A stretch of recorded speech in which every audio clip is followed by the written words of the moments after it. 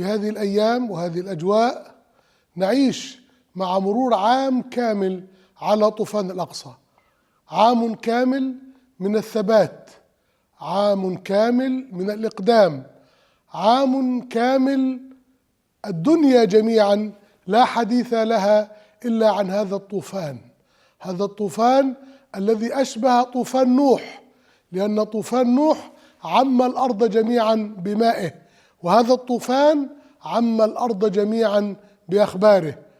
أراد المجاهدون وأراد الفلسطينيون والمقاومون أن يكون الطوفان للأقصى ولتحرير المسرى ولاستعادة الأسرى، وأراد الله تبارك وتعالى أن يكون الطوفان لكل المسلمين، فرأينا طوفانا علميا وطوفانا تربويا وطوفانا على كل صعيد من الأصعدة. هذا الطوفان هو بداية مشروع التحرير، ليس للأقصى والمسرى وفقط، وإنما لانعتاق الأمة من الاستبداد ومن الظلم، ولكسر القيد الذي يوضع في أعناق كثير من المسلمين.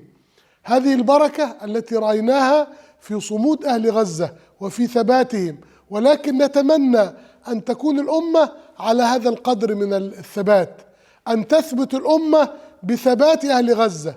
أهل غزة ثبتوا في الميدان، ثبتوا والأيدي على الزناد، فعلينا أن تثبت الأيدي بالعطاء، وأن ترفع الأكف بالدعاء، وألا نمل من المقاطعة، فهي أقل درجات المجاهدة والجهاد. إن الدعم المالي، إن الإسناد بالدعاء، إن رعاية الأيتام، إن تعهد طلبة العلم هو واجب الأمة جميعا. إخواننا في غزة قدموا ما عليهم وقاموا بواجبهم، والآن لابد أن يبدأ طوفان الأمة في مناصرة هؤلاء وفي إغاثتهم وفي معونتهم وفي تعمير ما تهدم من بيوتهم. فقد تهدمت البيوت ولكن الأنفس ما زالت عزيزة.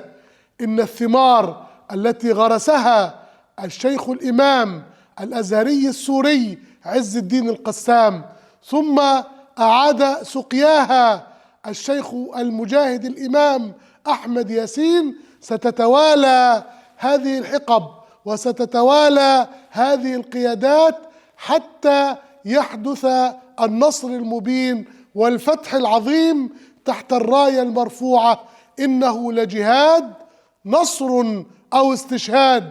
وهذا النصر كأني أراه يزحف إلينا قريبا، ويسألونك متى هو؟ قل عسى أن يكون قريبا، ويومئذ يفرح المؤمنون بنصر الله.